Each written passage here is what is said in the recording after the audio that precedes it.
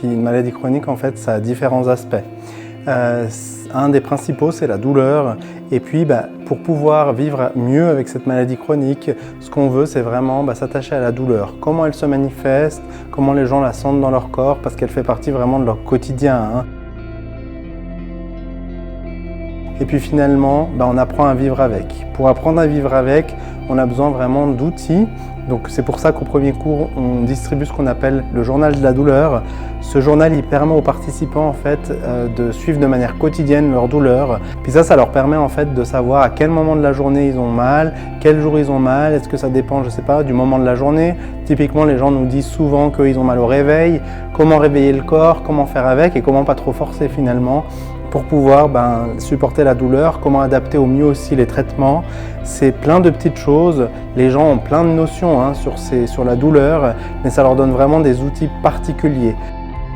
Les personnes, elles se connaissent en fait énormément, elles sont expertes de leur maladie.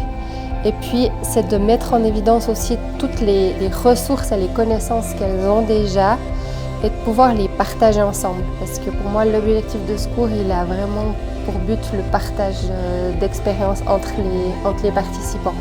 Puis on voit qu'il y a des liens qui se créent. Je trouve que c'est aussi une très bonne période, le mois de novembre, de faire ce cours à ce moment-là, parce que c'est une période qui est beaucoup plus difficile.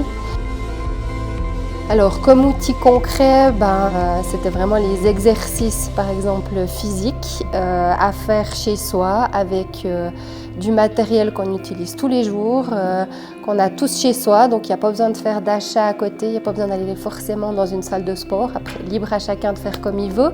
Mais c'est vraiment des outils pratiques, voilà, du quotidien, faisables par tout un chacun.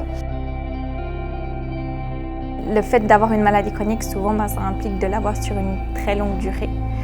Et dans certaines maladies chroniques, l'alimentation, c'est un sujet qui n'est pas toujours évident. Ça peut être très compliqué, ça peut couper l'appétit en lien avec des médicaments, mais ça peut aussi être des compulsions alimentaires, ça peut être des changements qui sont conseillés à mettre en place. Et puis, souvent, je conseille plutôt de faire des plus petits changements pour que ce soit vraiment durable. Le plaisir, il est vraiment central dans l'alimentation parce qu'il va permettre de pouvoir tenir des habitudes déjà sur le long terme. Si on parle d'alimentation équilibrée, quand on veut équilibrer son alimentation, on va vouloir peut-être respecter des besoins physiques, mais le côté mental, il est aussi super important. Le fait d'avoir plaisir à manger va vraiment pouvoir ancrer des habitudes plutôt sur le long terme.